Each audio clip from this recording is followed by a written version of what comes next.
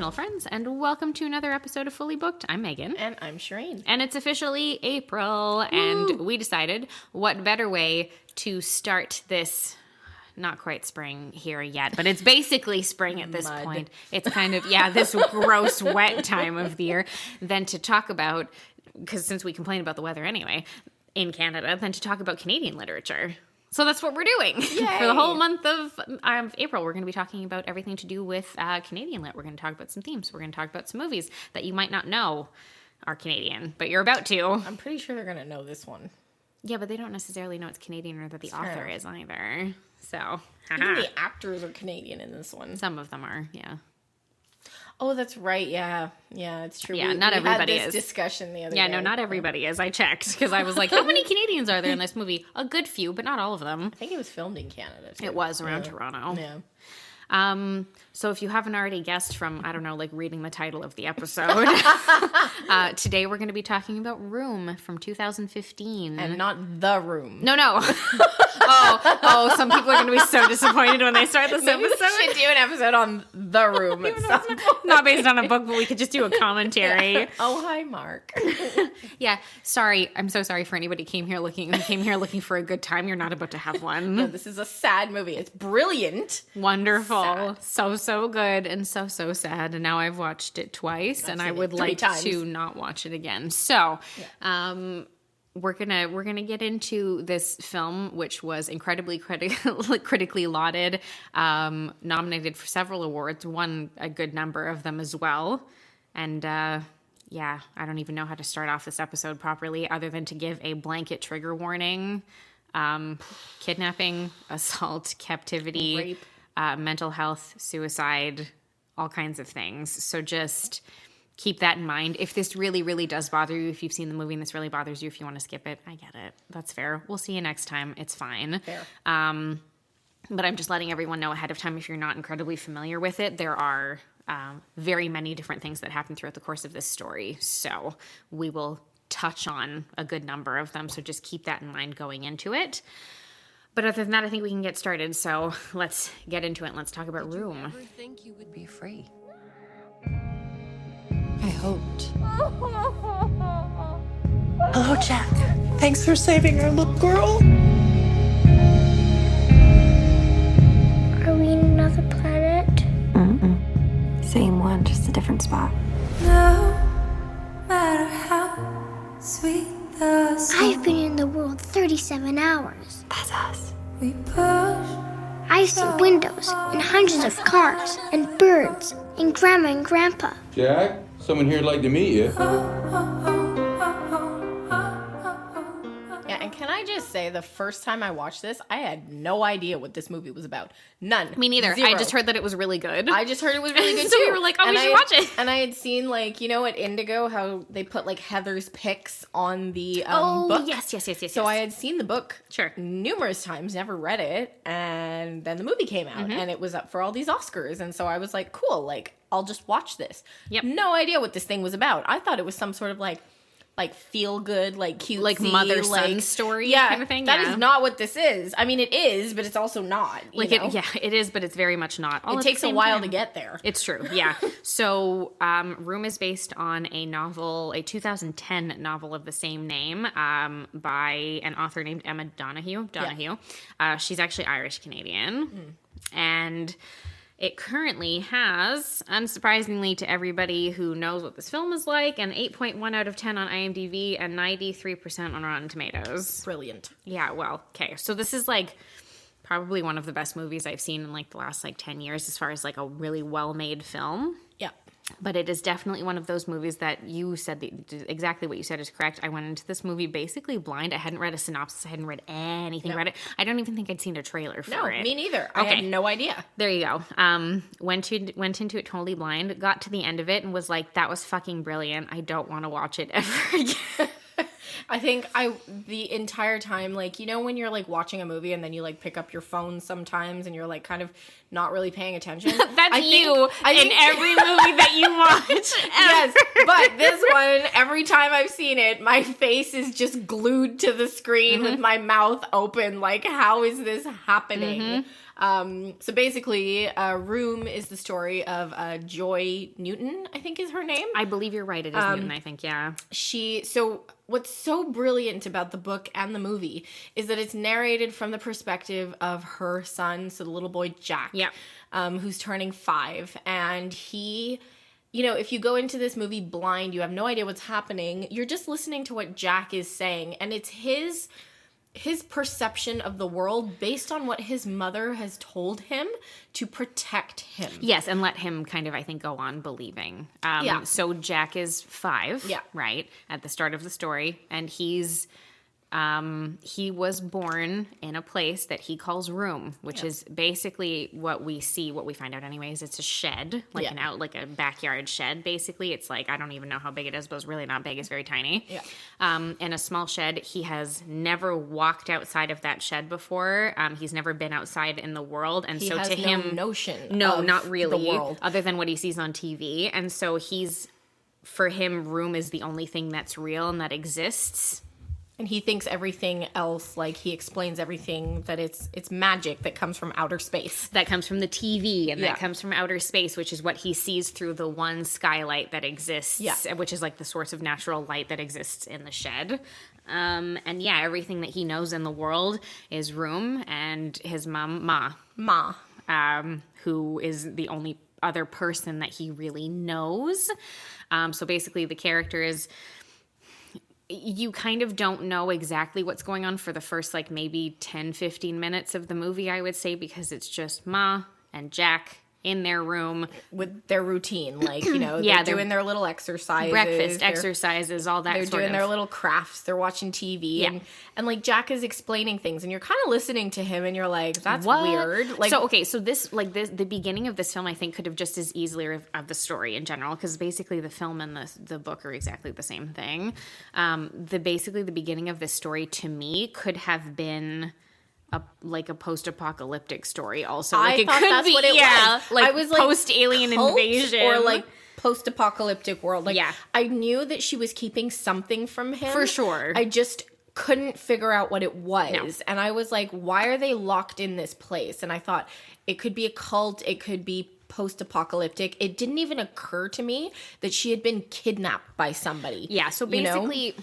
7 years prior to the start of the story, what we're given to understand eventually, what we find out later, and I just kind of want to run through like the general plot of this so we can talk a little bit more about some of the themes and some of the bits and some of the incredible performances in this movie. So good. Are that it turns out Joy, 7 years earlier, was 17, I believe, at the time. I think she was, 17 or 18. She was quite young because she's only in like her early 20s now. Yeah. So was walking home from school, came across a man who said that he was having trouble with his dog and needed her help, and that his dog was sick or injured or something of the like. She was a nice and trusting person and decided to go and help him, and unfortunately, he kidnapped her. And he had already had this shed set up, soundproofed. Yep.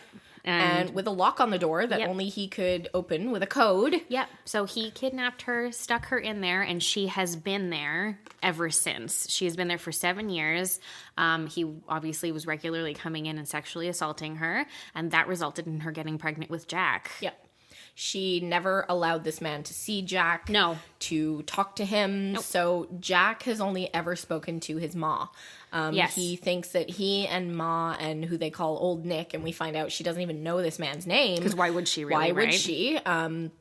These are the only people who he believes are real. Yes. And so, as the story's unfolding, Joy finds the strength. And, I was watching it and I'm thinking, those days where you feel like you're just hanging on by that last thread? Oh, that's like every day for her. That's like every day. Yeah. Like, I was just like, how can this woman stay strong enough to keep this little boy going? It's because of him, though. I think that's why. Because I believe, I truly believe they touch on it a little bit throughout the course of the story, but I truly believe that she would have taken her own life at this point had it not been for Jack. When he came into the world, everything shifted for her. And she does still suffer from, as you would, serious depression while she's stuck in room with Jack. 100%, yeah. She protects him from everything. He says she has her gone days, where she's obviously too depressed to get out of bed. And he just entertains himself, basically. Exactly. And then she decides one day that, Jack is 5 now, and it's time to get out. And to explain to him what's really gone on, what their circumstances are, and what they might need to do to get out in the first place. Because she does explain a little bit as well that there have been times where she's tried to get out on her own too, and it hasn't worked. No. So, you know, they have this... There's a point where they have a very serious conversation, which, oh God, it's so good. Anyway, because she's explaining to him, you know, I couldn't tell you this before because you were too little, but you're 5 whole years old now. You're so smart. Yeah. And I think that you can understand this. My name's not actually Ma, like it's Joy. Yeah. And, you know, I tried to help this man and he took me. And, you know, Jack is, again, 5 years old. So, of course, obviously it's natural for him to reject this at first because it's like an overload of information for him. And so, you know, at first he's there and he's like, no, that's not true. No, that's not real. And he tries to like not listen to her and ignore her and be like, no, you're making things up. Haha, whatever, kind of like whatever, because it's like, you know, how would your brain process something like that, especially at that age, if that's all you knew? I mean, like, he grew up being told that the world is a certain way, and now she's undoing everything she taught him to keep him safe, right? Everything that he thought was the way that it was, it turns out really isn't that, and that all the stuff he sees on the TV, those are real people and stuff. And, you know, at first he does reject that idea, but within a short enough period of time, he comes to understand that she's telling the truth. That's really the case, you know, because he watches the TV with her again, that he starts being like, oh, okay, so those people are real outside on the TV. And she says, yes. And then, you know, they're watching cartoons and he says, but that's not real. And she says, no, that's exactly right. Like, that's not real. You're getting it. And because he's a little older now, she's figuring now might be, because he can understand better, now might be a good time to really try to get the fuck out of there if possible. And so she comes up with a plan. She, you know, pretends that Jack is sick because she'd had a fight with old Nick and, you know, he turned off the power to teach her a lesson. Yeah, because he's a piece of shit. This man deserves to burn. Anyway, so, you know, she devises a plan. Jack pretends he's sick, but old Nick is a piece of shit, and he doesn't want to take Jack to the hospital. Yeah, because she's asking what she wants. Basically, she says, "I want, like, you know, we're going to pretend that you're sick. He's going to take. I'm going to ask him. He's going to take you to the hospital, and then when you get there, you're going to say to the doctors, 911, like, help me, please. Call 911. I need police." Yeah, and so old Nick does not take him to the hospital, and so she realizes in a moment of brilliant acting that she needs to go one step further to save herself and get Jack to pretend that he's actually dead, so that old Nick will take him. And so it's just this brilliantly anxiety-ridden scene. Like, I've seen this movie before and I knew what was going to happen, and you're but I still was nervous. Still stressed out. So Jack does a brilliant job of pretending he's dead. She wraps him up in a rug. They put him in the back of the old Nick puts him in the back of the truck to, you know, bury him somewhere. Presumably go bury him in the middle of the woods or something. And Jack gets out of the rug and he jumps out of the truck, and luckily there are passersby, and they realize very quickly that there's something wrong. Jack is very traumatized. He really struggles to speak. Yes. I was so angry. There's 2 cops that show up. One of them is a woman, and she's, you know, trying to kind of get the information out of Jack. I think you can really tell that this is written by a woman, because the female cop is the one that's more like, no, it's fine, we'll figure it out. Yeah. And the male cop keeps being like, well, should we call CPS? Just call child services. Yeah, should we call like, CPS? There's something wrong with him. We're not going to get anything out of him. He's not talking, blah, blah. And she's like, no, just wait. Yeah. I'm going to ask him. I'm going to ask him the questions over and over again. And she does. And eventually it takes him a few minutes, but he does realize, like, these are police. And I think in his brain that also means, like, yes, I can. So he finally is able to, like, bring himself to actually start speaking to her a little bit to explain where Ma is. And it's just the way, I think even the first time I watched it, I was so amazed by this little actor, Jacob Tremblay, so and the way that, like, I know based, because I read the book as well, this is how he speaks in the book, so this is why the lines are the way that they are. But it's the way he speaks and the way he sees the world. Like, you know, she's trying to say, like, where is this place? And they're driving around, the cops trying to figure out where his ma is. Yeah. And he says, you know, we got to 3 slows and I tried to jump out, but I couldn't. And she figures it out. She's like, I know exactly. Signs. Yeah, I know exactly where it is. It's going to be around here. It's 3 stop signs, blah, blah, blah. So they figure it out and look for a shed with a skylight in it, because he explains that there's a window where you can see outer space. And he's like, no, it's in the ceiling. And she's like, okay. So anyway, it's so great. I remember, I think the most anxiety-inducing part of this whole sequence when I first watched the film, yes, part of it was when he's trying to get away from old Nick, and like, thank God there are people around who actually help him and call the police. But I think for me, the most anxiety-inducing part of it was when they're with the cops and they're going back. I was so worried that old Nick would have gone back and killed Joy. Oh, I was certain there was going to be something, like, because, like, I was waiting. I was like, fuck, please tell me she's okay. Like, old Nick, like, in that scene where Jack's trying to get away from him, and the people, like, there's a man with a dog saying, like, you know, hey, is everything okay? Like, what's going on? Yeah. And he realizes there's something wrong, and Jack is, like, fighting and trying to get away. I'm like, he's either going to just pick this kid up and, like, toss him in the truck, or, like, you know, what's he going to do? And the fact that he just let Jack go because he realized, like, what's going on. There's a lot of people There's a around lot who of can people. see him. I was like, oh my God, thank God. And then when they're driving back, I'm like, she's dead. She's so dead. Yeah, like, you that's, know? oh God, he's killed her. Yeah. And, like, taken off somewhere or something. And you're like, oh my God, no, this is terrible. So... Luckily, that's not the case. And they're able to, like, you know, they're able to be taken to a hospital and, you know, properly examined and things like that. And this is so interesting because it's funny because we're, like, you know, barely halfway through the film, and the big anxiety-inducing portion of things, like the action part of things, is over. And now it's all about the aftermath the of mental that. healing of, like, living in these conditions, which is really good that's given, because I do think that that's really good because so much of the story, like, you don't see, like, you know, you get a couple of instances of Joy explaining how things happened in the first place, but you don't see you know, any flashbacks, or you don't see any aspects of, like, when she was first there on her own. Really, all you see are once Jack's already with her. Yeah.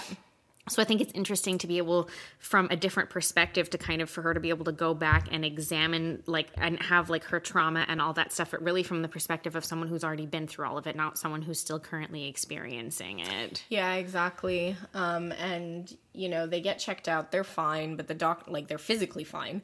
But, you know, clearly the doctors want her and Jack to be kind of hospitalized for, like, psychiatric reasons, you know? And I think Joy is still in survivor mode. Like, she's been in survival mode for 7 years, and I think she's still like, no, like, I just want to go home. Like, that's all she's wanted for 7 years is to go home.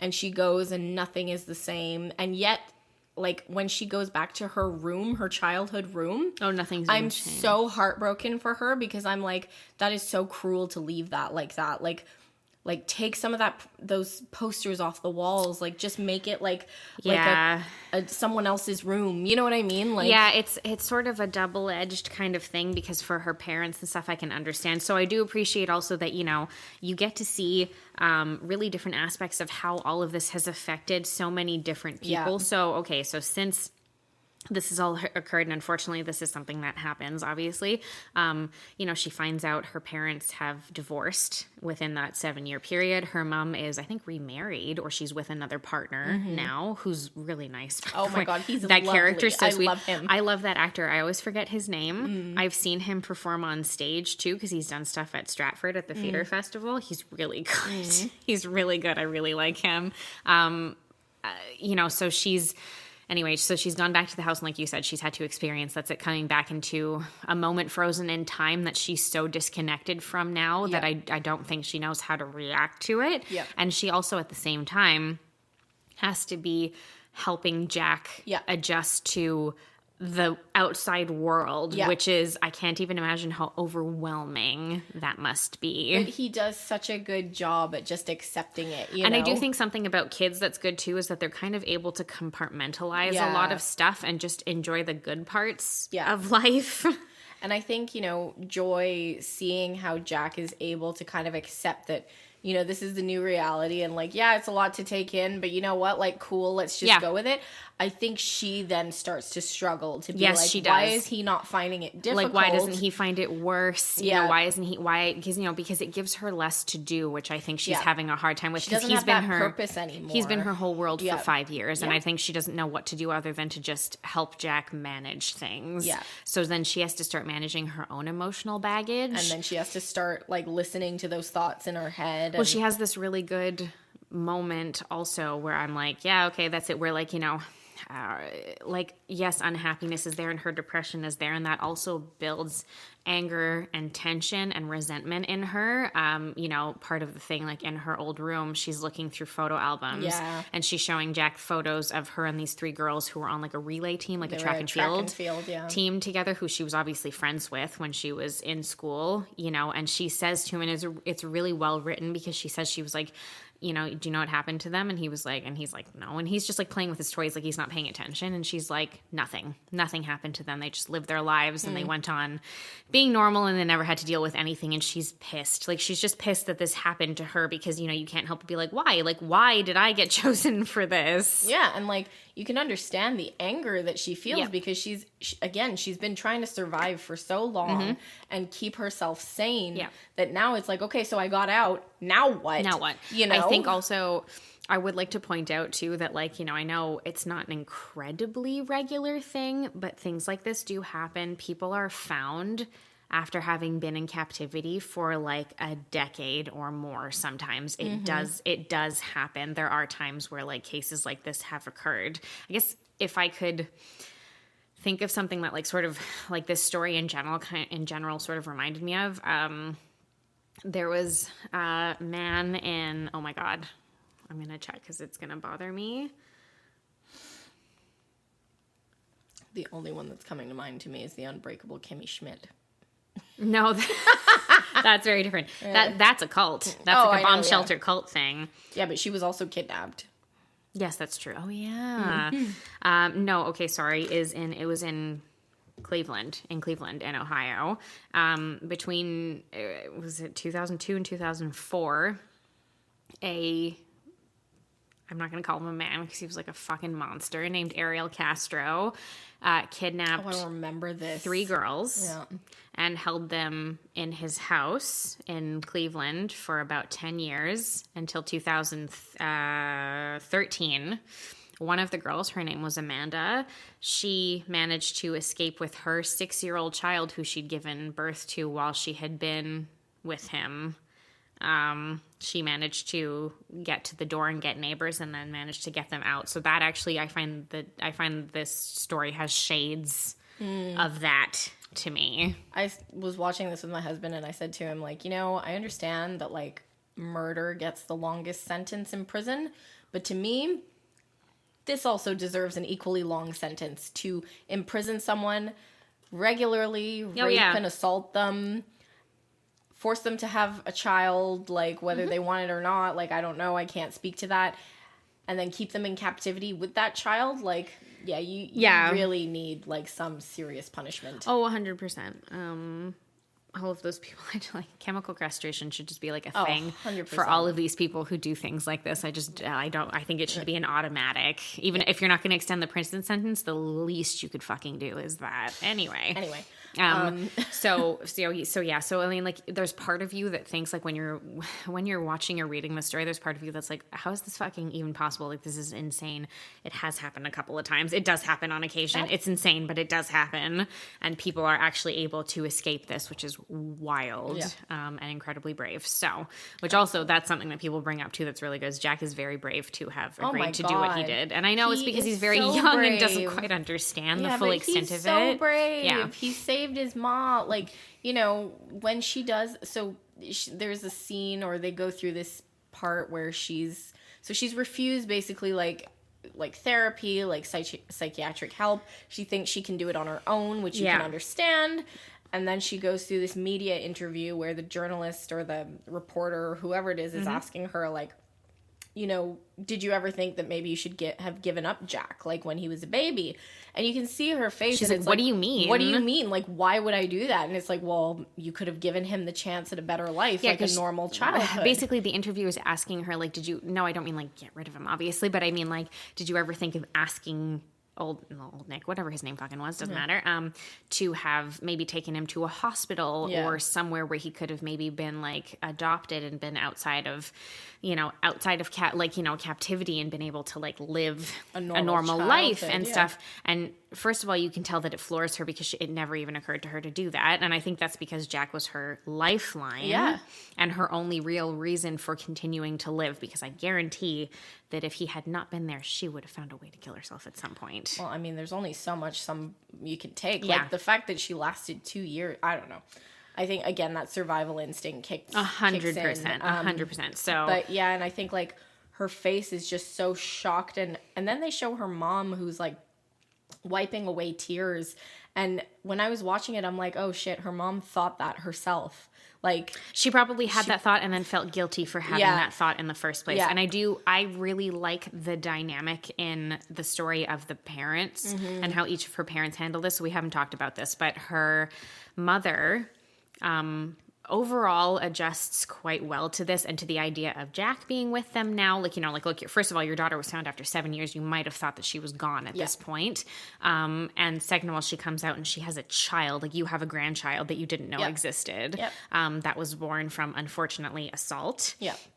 But that's still an innocent and a child and someone that you would... this child saved your daughter. Yeah, that's it. Saved themselves and your daughter, which is wild. I think her mom goes into mom mode. She does. But she's also... It doesn't surprise me that mom adjusts better to this because she's a mother. She's mom. Like, it's, okay. And I don't mean that as any offense to dads out there. I don't mean anything like that. But...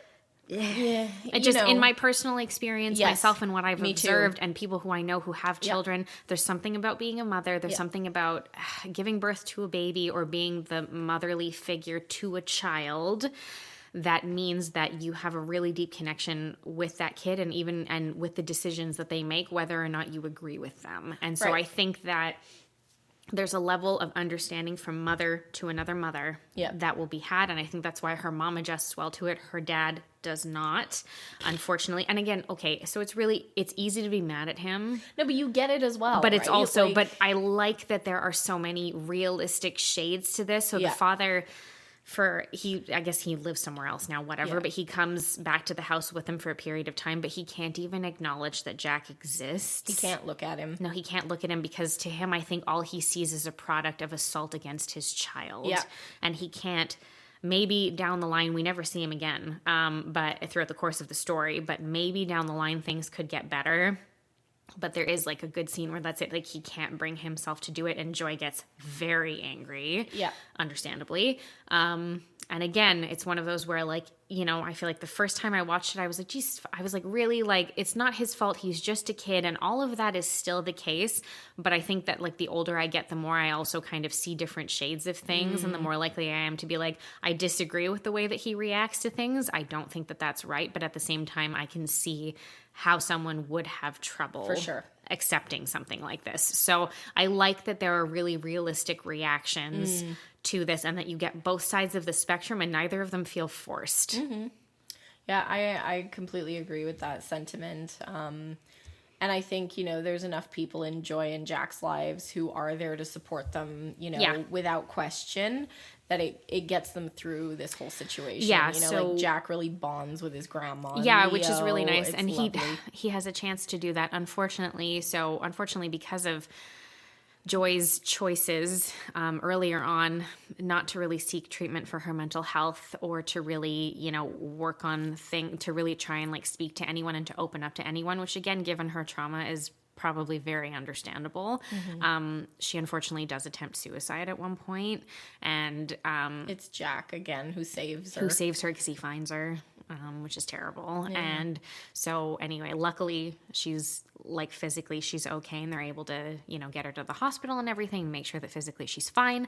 And then she stays away for, I guess, a number of weeks. I don't really know how long it's supposed to be. I'd say close to a month probably. Oh, she's maybe longer. Yeah. That's it. She's away to really be able to properly work on things and working through at least a portion of her trauma. I'm sure you can never get over all of that, but work through a portion of her trauma with proper mental health care professionals and everything and not feel, I think by the end, she doesn't feel like she has to bear the weight of everything herself anymore. And she can start to, she can start to accept help from other people, whether they're professionals, whether they're her mother, whatever the situation might be.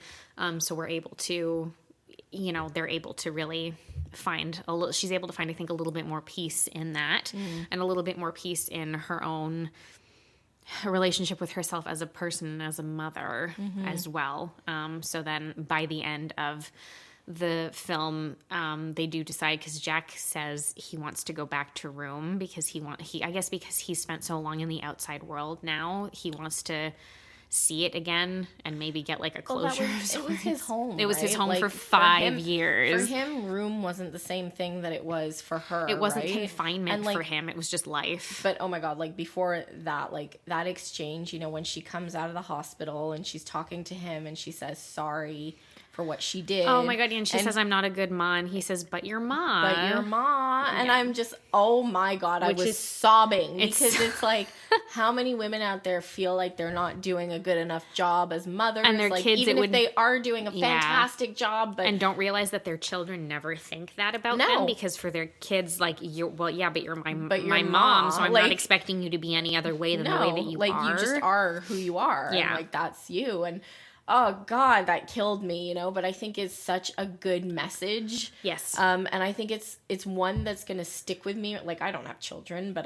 I'm sure, you know, that eventually, like, there's got to be those days that, you know, if I do have a kid, it's gonna be, shit, I'm not doing a good enough job. Like, I'm not doing the best. I should be better. Like, there's other mothers out there who are better. But your ma, you know? Yeah, but you're my mother, and you're, like, I think that's it. We forget that children don't have expectations of us like this. No. And that's something that, no, not at all. No. That's it. And that's something that's interesting. But they are able, so at the end, they do go back to room with, like, a police escort, obviously, because I'm sure nobody's going to buy that fucking house now. Or if they do, they're going to tear down. Demolish it. And yeah, if they do, they're going to tear down that shed. But anyway... they do go back to room, and Jack says goodbye to everything. So when he woke up, he used to always say, like, good morning bed, good morning lamp, good morning table, good morning chairs, like, you know, all the little stuff around room. Yeah. So he says goodbye to all of it.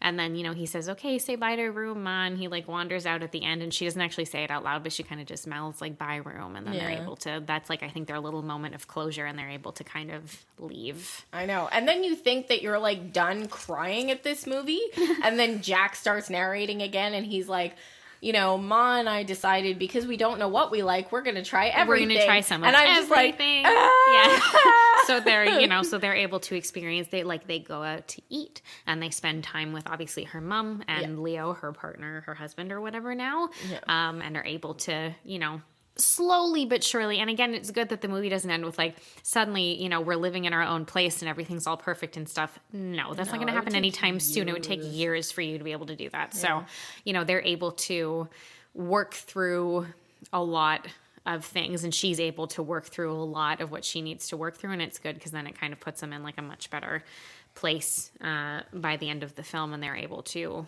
experience new things together, which is really nice. So heavy.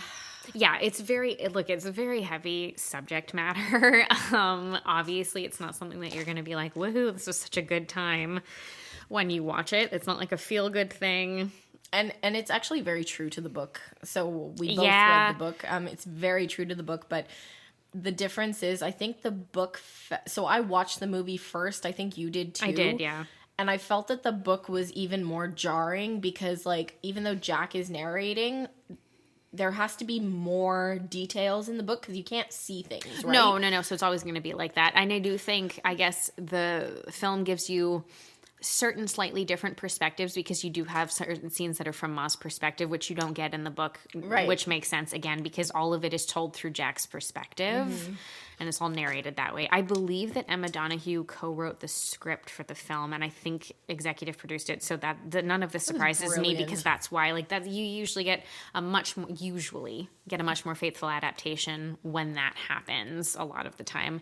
And yeah, it's brilliant. It was nominated for all kinds of awards. I think Brie Larson won an Oscar, a Golden Globe, and I think, like, a Screen Actors Guild Award or something. She won a ton of shit for that. Jacob Tremblay win too? He was nominated for stuff. I don't know what he did or didn't win in the end for it. But they're both, like, brilliant. And I remember even at the time when the film, like, was, you know, on the awards circuit and stuff, you know, all she would talk about was how great he was. Yeah, it won Best Actress, Brie Larson, Best Picture, Best Adapted Screenplay for Emma Donoghue. Yeah. And Best Direct. Oh, no, sorry. These were the nominations. Oh, yes, okay. But Brie Larson won Best Actress. She did, yeah, okay. Yeah. Yeah, and this would have been like a tough kind of thing to take on. Although, for anybody who's not aware, Brie Larson is a very outspoken activist for sexual assault survivors and for gender equality as well. She's done a lot of Brie Larson. Yeah, she's done a lot of work in those scopes. And so anybody who didn't like her as Captain Marvel can just fuck off, because really, like, who cares? Nope. Don't care. I don't care. That film was review bombed on purpose because during the press for the film, she had indicated that she thought that there wasn't very much gender equality and diversity as far as the interviewers were concerned. She was like, yeah, a lot of them are like white men, and I think that there's a gap there. And people were pissed, so they review bombed the movie. Yeah, well, they can all suck dicks. Yeah, so this film is excellent. Obviously, the book is also very good. I will never reread it, but it was really good. And I couldn't even tell you if the book was better. Honestly, they're both brilliant. And I would say that the book, even though very, very like the same as the movie, it's also worth reading. It is. No, it is. I agree. It's I didn't regret reading it after I watched the film. Yeah, I didn't feel like I was watching like a copy paste of the movie. No, either. there are enough different aspects, and you get enough of a difference between the two to I think really appreciate them both for what they are. So agree. Yeah, but have you seen this movie? A lot of people have seen this movie, but have you? It's been out for a while now. You never know. You can let us know over on Instagram at fullybookedca, and you can also check out our Facebook group at facebook.com/groups/book-was-way-better. And if you are still over here with us after this kind of heavy episode, you can feel free to leave us a 5-star rating and review wherever you're listening, because it really helps us get the show out in front of more people. But until next week, guys, keep on reading. Thanks, everyone.